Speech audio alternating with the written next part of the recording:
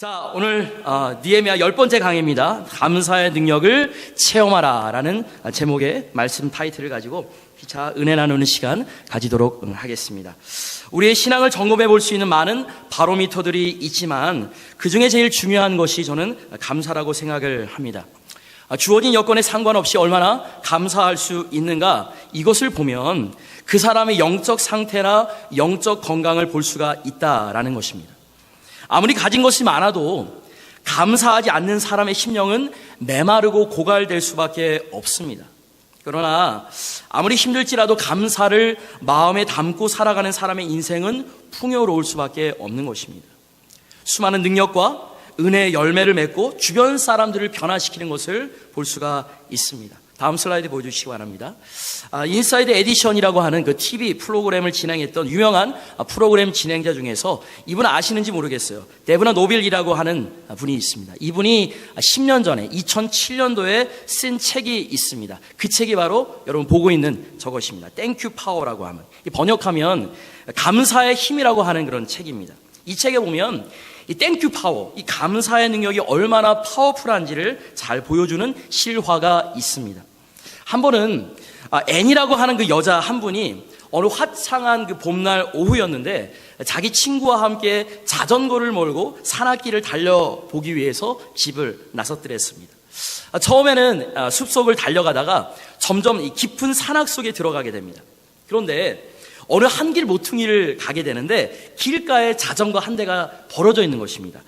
습관적으로 이상한 생각을 하기는 했습니다. 아니, 왜 이 산 중턱에 이 산악 자전거가 그냥 벌어져 있을까? 그냥 뭐 네버마인, 그냥 무심코 그냥 지나갔는데 그 다음 순간, 다음 슬라이드 보여주시기 바랍니다. 갑자기 시커먼 물체 하나가 번개처럼 그녀를 덮쳐왔습니다. 제규어라고 하는 그 작은 그 표범의 일종이지 않습니까? 이 제규어가 그녀를 순식간에 달려들어서 그녀의 목덜미를 문 채 숲속으로 끌고 들어간 것입니다. 나중에 알았지만 이미 그 한 사람을 공격해서 죽게 했던 이 표범이, 그래서 자전거가 이 길 모퉁이에 버려져 있었던 것입니다. 그 뒤를 따라온 그 앤이 이 표범이 물고 데리고 가는 것이었습니다. 아무리 발버둥을 쳤지만 소용이 없었습니다. 온 몸에 힘이 빠지고 의식이 쓰러지면서 이제는 마지막이라는 생각을 했습니다. 그런데 갑자기 그 순간에 자기 내면의 깊은 곳에서 무엇인지 알지 못하는 강력한 힘이 솟아나오기 시작을 했습니다. 그 힘이 얼마나 강했던지 자신을 물고 있었던 이 제규어를 떨쳐낼 수가 있었습니다. 그리고 나서 자신이 이제 비명소리를 듣고 따라온 자신의 친구와 다른 산악인들로 인해서 가까스로 구출을 받고 헬기로 옮겨져서 6시간 수술 후에 회생하게 되었습니다. 여러분, 이것은 분명히 기적입니다.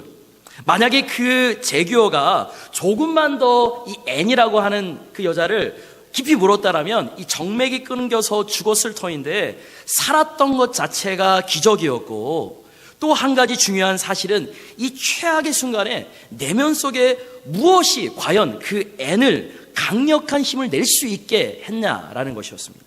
나중에 이 앤이 이야기하길 뜻밖의 그것은 바로 그녀의 허스밴드, 남편 제임스의 얼굴이었습니다. 이 사람들이 신혼부부예요. 결혼을 하고 10년 전에 신혼부부입니다. 이 사람들이 결혼을 하고 다 세우면 이 결혼 3주년이었는데 그동안에 남편이 자신에게 너무나도 따뜻하게 잘해 주었다라는 것입니다. 그런데 그녀가 3년 동안 살면서 한 번도 남편에게 감사한다고 말한 적이 없었다고 합니다. 그래서 마지막 죽음에 도달한 시점에 자기가 세상을 떠나고 그 남편이 얼마나 힘들까라는 생각과 함께 한 번도 고백하지 못했던 이 땡큐라고 하는 말을 자기가 마지막으로 죽기 전에 자기 사랑하는 이 허스밴드에게 해야 되지 않을까. 그것이 그로 하여금 의지를 발동하게 했고 그 힘으로 말미암아 살아나게 되었다라는 것입니다. 사랑하는 성도 여러분, 우리가 아무리 최악의 상황에 처해 있어도 누군가 사랑해야 되는 사람이 있는 사람은 포기하지 않습니다. 이 사랑과 감사의 마음은 반드시 다시 일어나는 능력을 갖추게 해주신 줄 믿으시길 주의 이름으로 선포합니다. 지난주 우리 화요일 날에 우리 10명이 넘는 우리 성도님들, 우리 집사님들과 함께, 우리 전도사님과 함께 수네워트 집사님 직에 다녀왔습니다. 한 14시간이 걸렸습니다. 갔다 오고 막 그 여정 가운데. 근데 하나도 피곤하지 않았습니다. 물론 뭐 육신은 피곤하지 않았다면 거짓말이겠지만 마음이 너무나도 즐거웠습니다. 그분이 그렇게 수네워트 집사님과 스티브워트 집사님이 감사하다고 땡큐라고 하는 말을 몇 번이나 들었는지 모르겠어요. 이 감사가 능력인 줄 믿으시길 주의 이름으로 축원합니다. 사실 우리는 이 감사라고 하면 어떤 느낌이나 감정이 아닌가 생각하는데 여러분 이 책 다시 한번 윤영아 성도님 보여주시겠어요? 이 책 보여주시면 그 책에 의하면 이 감사는 단순한 느낌이나 감정이 아니라 감사는 능력이라는 것입니다. 감사는 의지라는 것입니다. 내 마음속에 정말 감사하겠다는 의지가 분명하고 감사의 능력이 풍성하게 되면 그 감사의 파워, 이 땡큐 파워가 최악의 상황 가운데서도 일어나게 하고 최악의 위기도 극복해서 승리케 한다고 기록하고 있습니다. 여러분, 그래요. 우리가 사는 이 시대는 어둠의 시대입니다. 여러분들이 이미 경험하고 있는 것처럼 우리의 현실이 언제 어디서 어려움을 갖게 될지 모르는 위험스러운 현실을 지금 우리가 살아가고 있습니다. 마치 제규어가 앤을 물었듯이 언제 우리의 삶 가운데 고통과 역경이 올지 모르는 상황에서 우리 심령 깊은 곳에 이 감사를, 이 땡큐를 이 달고 살지 않으면 언제 우리가 어떻게 무너질지 모른다라는 것입니다. 그러므로 우리가 우리 삶을 부요롭게 살고 우리의 가정, 우리의 인생 터전 자체가 강력한 터전이 되기를 원한다면 하나님이 저와 여러분들에게 부여하신 이 땡큐 파워, 이 감사의 능력, 이 감사의 파워를 체험하고 이 능력을 행사하면서 살아가야 할 줄 믿으시기 바랍니다. 자, 오늘 같이 봉독한 텍스트에 보시면 이 감사의 능력, 하나님을 찬양하는 능력이 얼마나 소중한지에 대한 좋은 이그젬플이 소개되어져 있습니다. 자, 오늘 우리가 살펴볼 느헤미야 8장 말씀은요, 성벽 건축을 완공한 이 유다 백성이 이제는 예루살렘의 앞에 다 모여서 수문앞 광장 앞에 다 모여서 페스티벌을 하는 것이 이제 오늘 텍스트의 내용입니다. 우리가 읽지는 않았지만 1절과 2절에 보면 에스라그라고 하는 사람이 나옵니다. 재미있는 것은요, 느헤미야 1장서부터 7장까지는 주로 느헤미야가 등장을 했습니다. 느헤미야는 총독이었고 또 정치 지도자였기 때문에 성벽 건축을 하고 민족이 다시 하나로 뭉치게 하는데 큰 역할을 한 인물이었습니다. 그런데 성벽 건축이 완공된 후에 오늘 우리가 읽어보는 이 8장 말씀서부터는 이 에스라가 지금 등장하고 있습니다. 근데 이 에스라는요, 영적인 지도자라고 할 수가 있습니다. 9절 말씀 보시기 바랍니다. 9절 말씀을 가만히 보시면 제가 빨간색으로, 파란색으로 적어놨습니다. 총독 느헤미야라고 나와 있고, 특별히 여러분들이 보실 것은 파란색으로 쓴 것입니다. 제사장 겸 학사 에스라라고 했습니다. 자, 오늘 본문에서 에스라를 제사장, 프리스트면서 학사라고 표현했는데, 이 학사라고 하는 것은 영어로 스크라이브라는 것입니다. 뉴테스먼트, 신약 성경에서 서기관이라고 번역한 것이 바로 이 스크라이브입니다. 그래서 이 에스라는요, 하나님 말씀을 수집하고 깊이 연구해서 백성들에게 가르치는 말씀 중심의 스크라이브 역할을 한 사람이라고 할 수가 있습니다. 오늘 수많은 유대학자들은 이 에스라야말로 유대 종교를 시작했던 사람이라고 이야기하고 있습니다. 왜냐하면 에스라는 비로소 이 올드 테스먼트, 이 구약 성경을 분류하고 집대성에서 이 구약 성경을 백성들에게 가르쳤던 사람이기 때문에 그렇습니다. 우리가 돌아오는 주에 우리 새로운 삶 들으시는 분들은 성경에 대해서 배울 것입니다만은, 그래서 이 유대인들은 이 에스라가 유대 종교의 시작자라고까지 이야기를 하고 있습니다. 그만큼 에스라는 이 말씀의 전문적인 사역을 하는 사람이었는데, 오늘 보면 2절에 보시면 이 에스라가 유대 백성을 수문학 광장에 모이게 한 날짜가 있습니다. 제가 빨간색으로 적어놨는데요, 7째 날 초하루라고 적어 있는데 7월 1일이죠. 이것은 유대인의 달력에 보면 티실이라고 하는 아주 중요한 달입니다. 이 달력에 보면 전국에 나팔을 불어서 이 페스티벌을 벌리게 한 날입니다. 그래서 우리가 새벽 재단에 보면 우리가 리빙 라이프를 가지고서 계속적으로 민수기 말씀 보고 있는데, 민수기 29장 1절에 보게 되면 바로 이날은 성일로 선포하고 온 유다 백성들에게 나팔을 부르게 한 날이기 때문에 우리는 흔히 나팔절이라고 부르기도 합니다. 우리 민수기 29장 1절 말씀 우리 다 같이 한번 읽어보도록 하겠습니다. 시작. 일곱째 달에 이르러서는 그 달 초하루에 성회로 모이고 아무 노동도 하지 말라. 이는 너희가 나팔을 불 날이니라. 바로 이와 같은 이 나팔절날 온 예루살렘 성에 있는 사람들을 다 운집시킨 후에 하나님의 율법의 말씀을 선포하기 시작한 것입니다.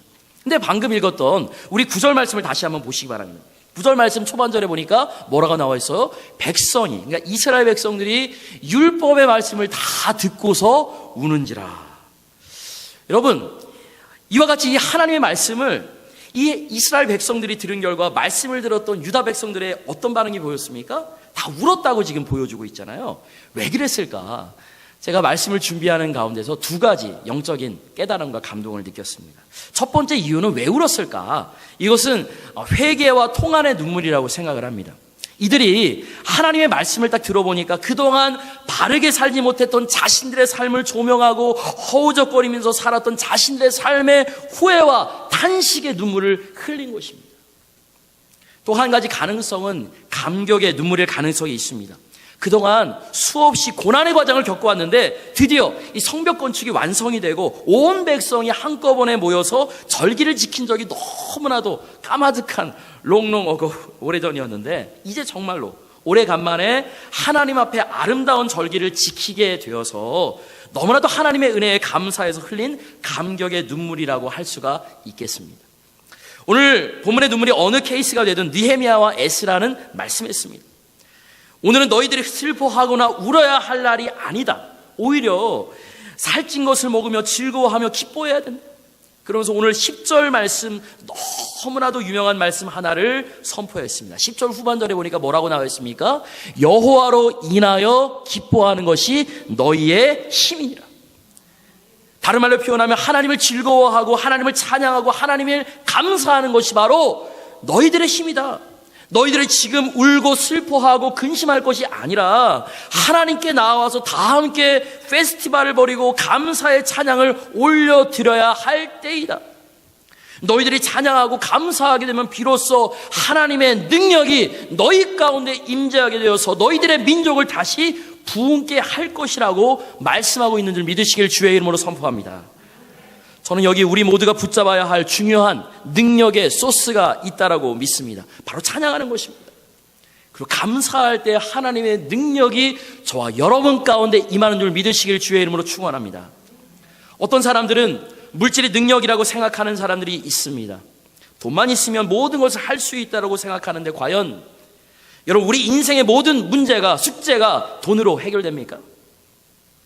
어떤 사람은 정치적인 권력을 가지면 모든 것을 마음대로 할 수 있다라고 합니다만 어떤 권세도 영원한 권세 없습니다.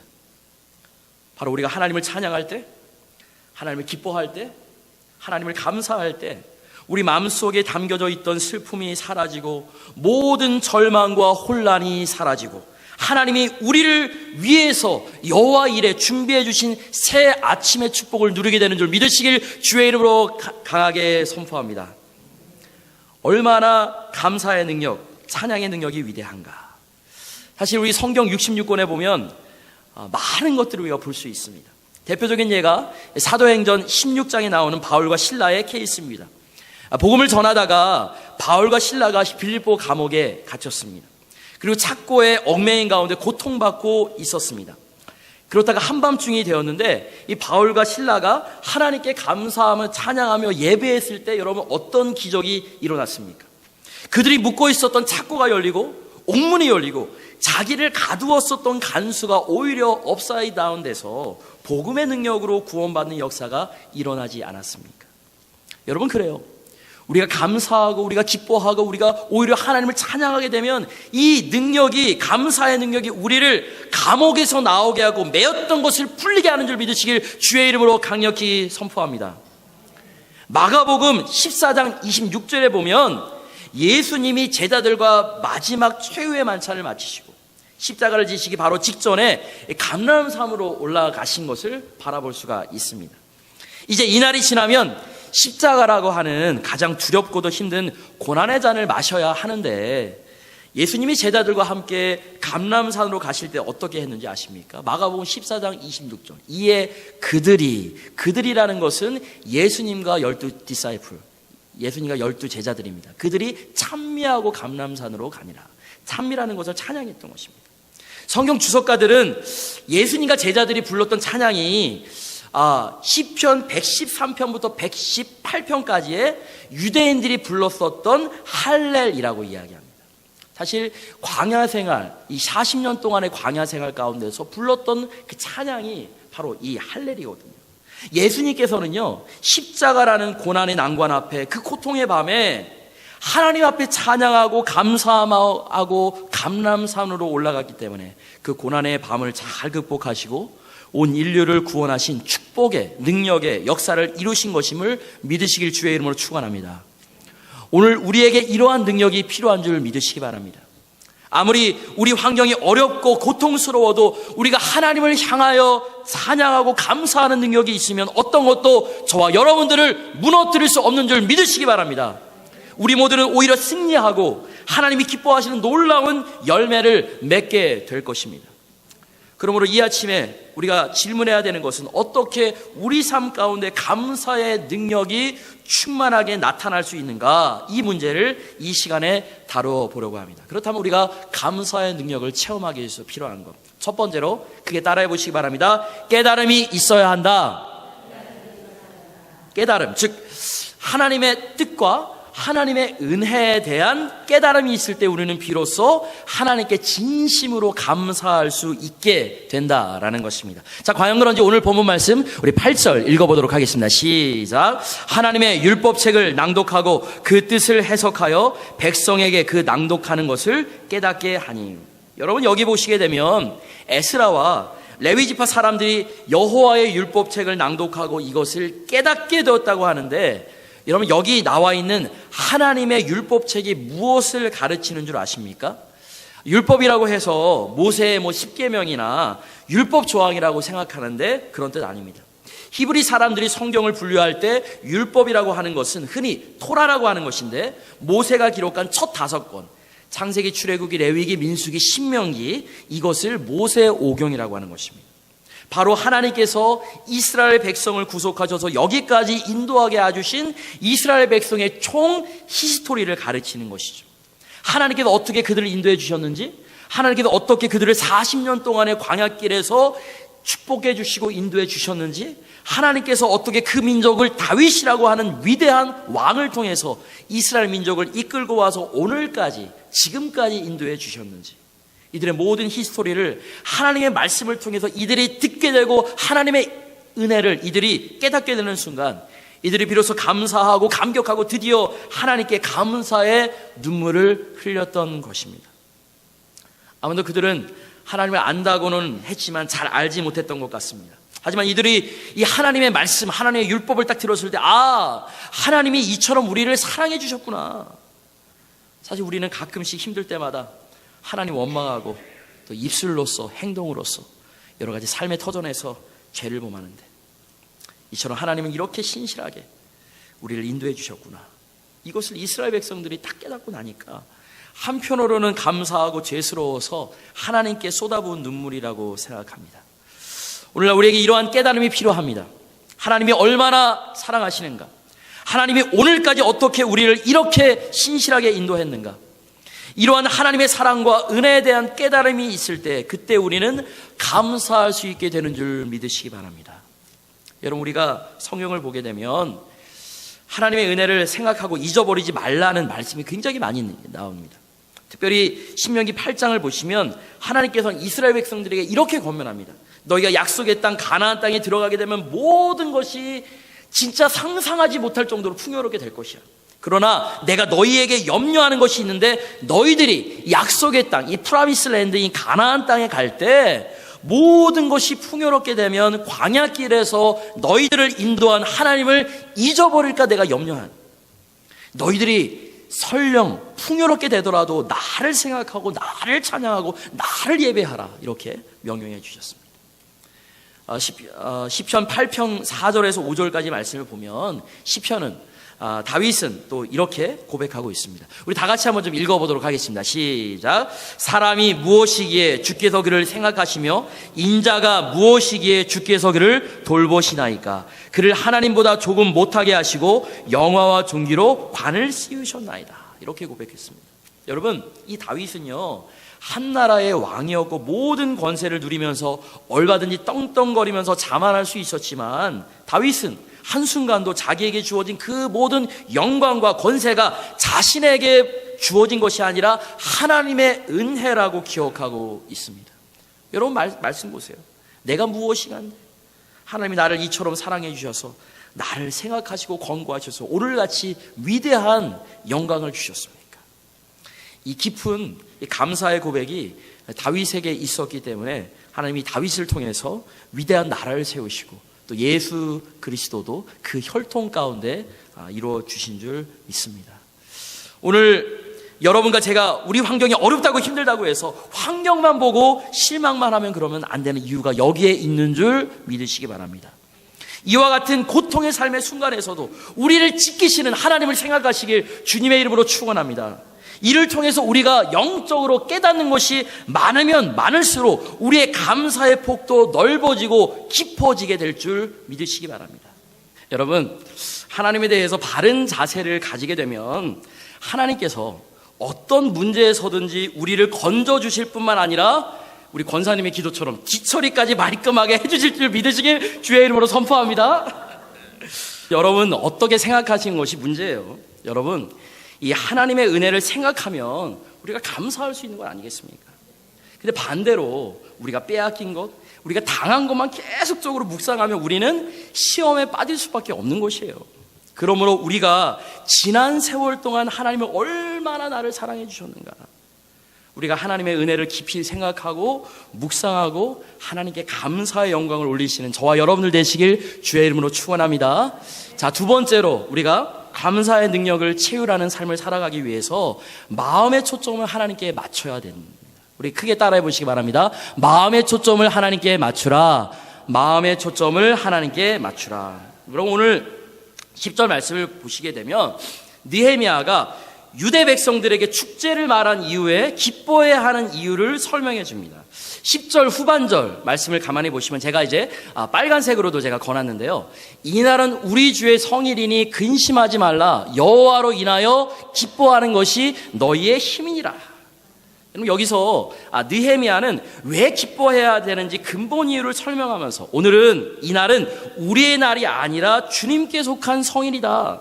그러므로 오늘 해야 될 모든 초점은 하나님 한 분에게 맞춰져야 된다. 그러므로 여호와를 향해서, 하나님을 향해서 전심을 쏟아내고 예배를 드리고 기뻐하게 되면 이것이 너희들의 능력이 될 것이라, 이렇게 말씀한 것을 주목하시기 바랍니다. 여러분, 우리가 주일에 예배를 드리지만 우리가 주님 안에서 구원받고 물론 예수 그리스도 안에서 더 이상 율법에 매이지 않고 자유롭게 예배를 드리는 건 물론 당연하다고 생각하지만 우리가 너무나도 때로는 이 자유분방하다 보니까 주일에 드리는 예배 자체를 소홀히 하는 그런 우를 범하는 것이 아닌가 생각해 보게 됩니다. 여러분, 하나님께서 우리들에게 주일을 허락해 주신 것은 주님만 바라보라고 주신 것입니다. 하나님께 모든 것들을 컨센트레이션, 집중하라는 것입니다. 주일날 하나님께 나와서 집중해서 우리가 예배를 드릴 때 하나님의 능력을 체험할 수 있는 것입니다. 오늘날 우리들 매일의 삶도 마찬가지예요.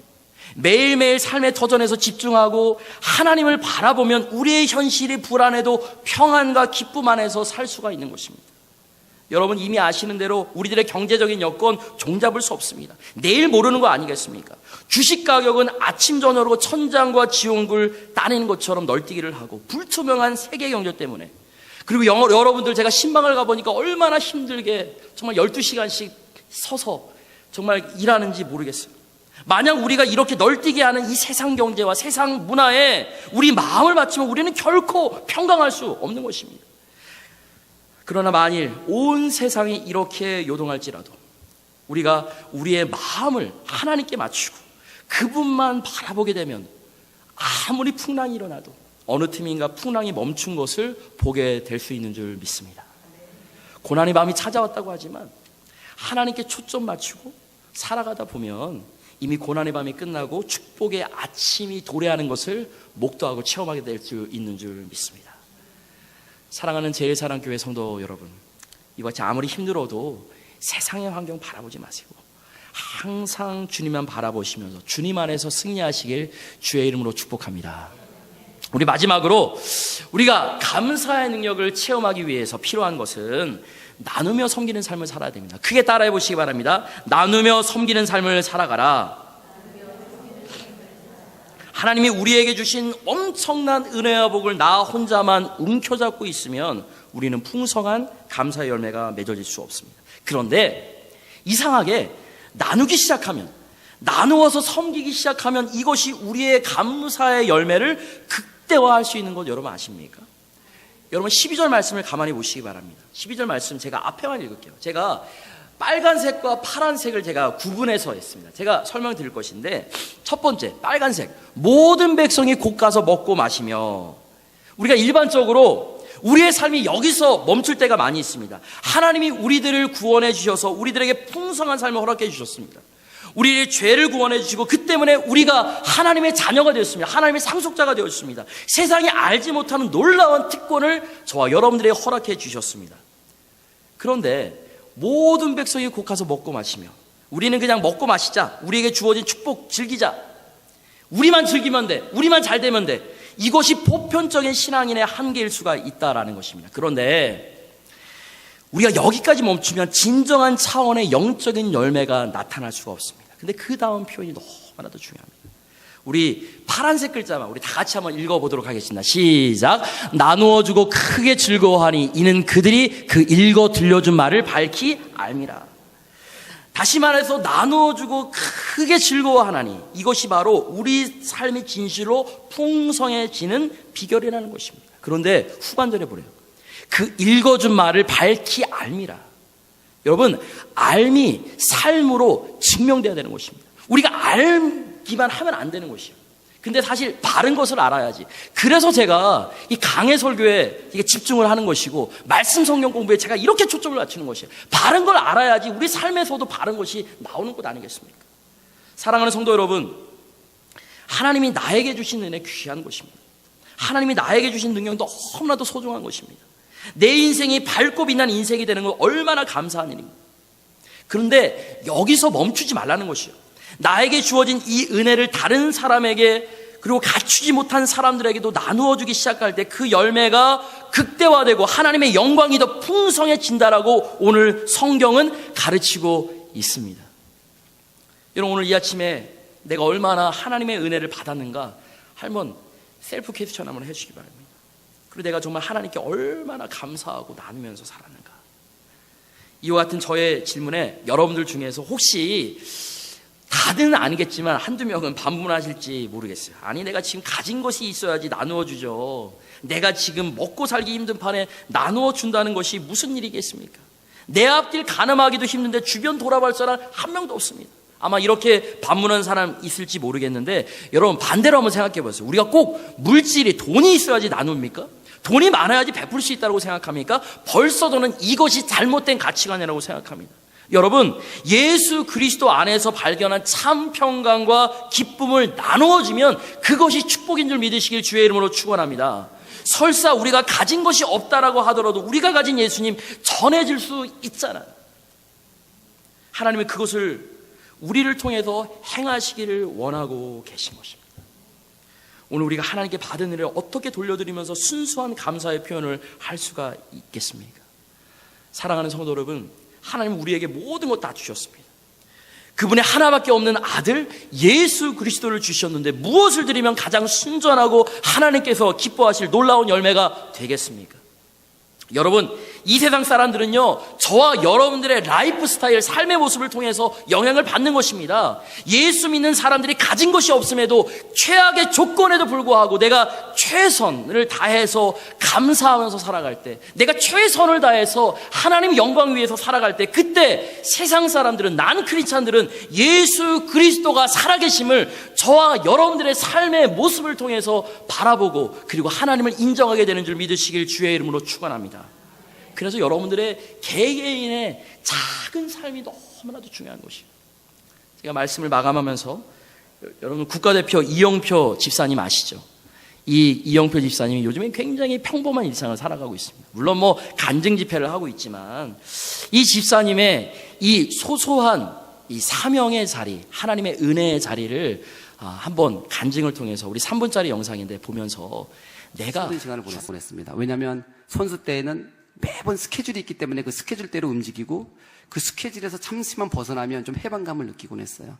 그런데 이제 은퇴를 하고 나니까 제가 아침에 일어나서 매번 운동을 가야 되는데 이제 아침에 일어나서 운동을 가지 않아도 되는 상황이 일어났습니다. 그때 제가 도대체 나는 누구인가? 나는 왜 존재해야 되는가? 나는 왜 살아가야 되는가? 그때 제 마음속에 어떤 생각이 들었냐면 결국에는 하나님이다.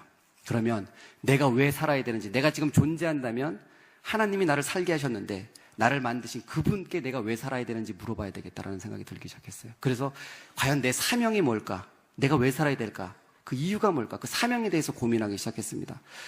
저는 사실은 사명이라고 하면 이런 거라고 생각했어요. 뭔가 나만 할 수 있는 어떤 특별한 일, 하나님께서 나를 위해서 예비하신 어떤 특별한 일, 저는 어떤 특별한 장소와 특별한 것을 구했는데 하나님이 저에게 이렇게 말씀하시는 거예요. 너의 사명은 한 여자의 남편으로서, 아이들의 아빠로서, 누군가의 아들로서, 누군가의 동생으로, 친구 이영표로, 크리스찬 이영표로, 그리고 축구선수 이영표로 오늘 하나님이 허락하신 이 하루를 최선을 다해서 살라는 거예요. 그것이 사명이라는 사실이에요. 저는 너무나 깜짝 놀랐습니다. 왜냐하면 제가 막연하게 뭔가 그 먼 곳, 그곳에 저는 사명이 있고 제가 그곳을 위해서 전진해야 된다고 생각했는데 하나님께서 저에게 원하시는 것은 그런 것이 아니었다는 사실을 깨닫게 됐어요. 바로 우리가 오늘 하나님이 주어진 그 24시간 거기서 만나는 작은 일이 사명이라는 사실을 깨닫게 됐습니다. 2002년 월드컵에서 우리가 4강을 가고 제가 유럽에 가서 성공적인 선수 생활을 하고 국가대표로서 많은 경기를 뛰고 이런 것과 제가 집에서 설거지를 하고 아기의 기저귀를 갈고 청소를 하고 우리 큰아이 작은아이를 학교에 데려다주고 데리고 오고 그 일상이 하나님 보시기에는 전혀 다르지 않다라는 사실이에요. 절대 그 높은 곳, 그 사람들이 모두가 다 달려가려고 하고 있는 그 인생의 정점이라고 생각하는 그곳에 하나님의 은혜와 행복이 있지 않다라는 사실이에요. 진짜 은혜와 하나님의 사랑과 행복은 바로 지금 우리가 각자의 자리에서 지금 바로 느낄 수 있는 그거라고 생각합니다. 그렇기 때문에 저는 하나님이 대단하시다고 생각해요. 왜냐하면 이 세상에서 이 세상이 귀하다고 생각하는 그런 것만 한다면 소수밖에 하나님의 은혜를 느끼지 못할 텐데 하나님은 지금 이 순간에 지금 우리가 처한 상황에서, 처한 공간에서, 처한 환경에서 기쁨을 주실 수 있다. 뭐 거창하게 살아가야지 하나님의 영광, 하나님의 찬양하면서 살아가는 것도 아닙니다. 이 이영표 우리 집사님께서 신앙의 간증으로 고백한 것처럼 저 여러분 부족해도, 나는 연약해도, 내 삶은 지치고 힘들어도 하나님께 감사하고 내 삶에 주어진 일에 최선을 다하고 그리고 작지만 나누는 삶을 살아갈 때 저와 여러분들이 하나님께서 허락하시는 크고도 놀라운 이 감사의 능력을 체험하면서 살아갈 수 있음을 믿으시길 주의 이름으로 간절히 선포합니다.